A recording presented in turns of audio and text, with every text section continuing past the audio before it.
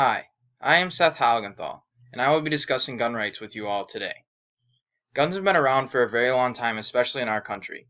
Guns formed our country and have helped us through conflicts to institute our freedom and the creation of our Constitution and our Bill of Rights.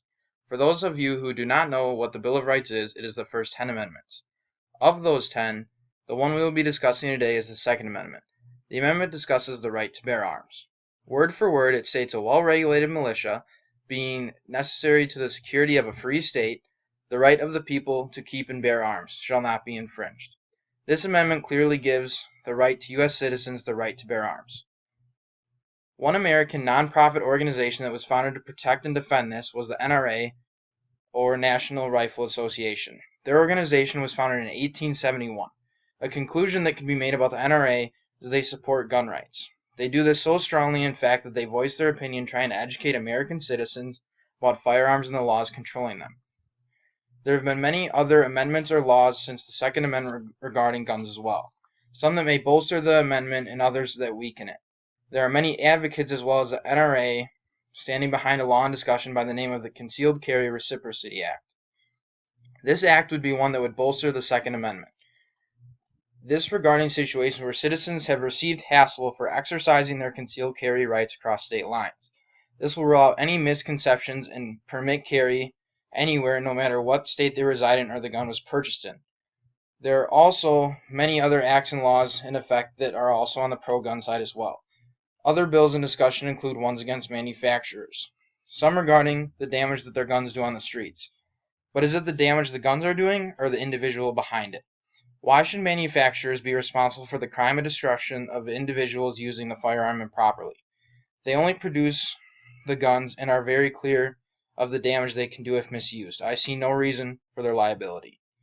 Another bill being discussed in California regards microstamping. This law was signed in 2007 and went into effect in 2013. Just for the record, California has some of the strictest set of laws when it comes to guns. More so on the control side, like the microstamping law. It would require gun manufacturers to make a different stamp firing pin for every gun they produce. This law brought up a federal lawsuit due to many manufacturers not complying. The manufacturers were heard saying it is impossible and they may move out of the California market. This seems ridiculous that manufacturers have to do this. There are many other ways to track guns and users down. The next topic of discussion is the many misconceptions of guns and other firearms. Firearms and our guns were never created to kill an individual in cold blood. They were created to protect one's life when needed, for hunting, and for militias or armies to defend their country. Guns do not fire or kill without something or someone pulling the trigger. Guns are not the ones choosing to do the damage. There have been many unfortunate events that have happened regarding weapons in the past, such as school shootings as well as other public shootings. One example could be the Sandy Hook Elementary shooting in December of 2012.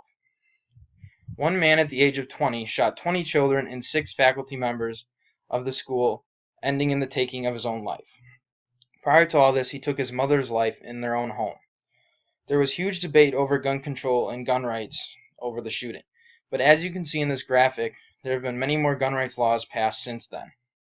This because many people think that armed individuals could have kept this from happening, but it could have also made it worse.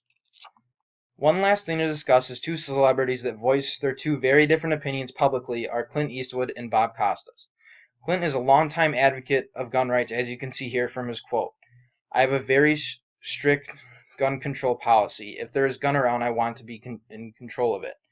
On the other hand, there is Bob Costas. He publicly displays that he is a gun control advocate and not for gun rights. There is nothing wrong with that, though. There is one statement that he made that I agree with. There is no reason for anyone outside military or federal employment that should handle armor-piercing rounds.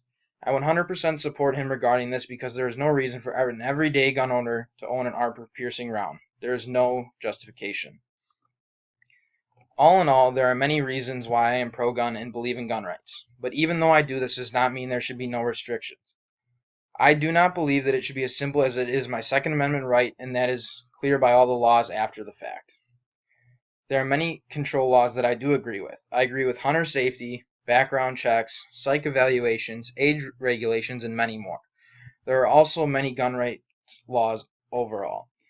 I would like to thank you for your time and hope I informed you more about my topic and to be safe.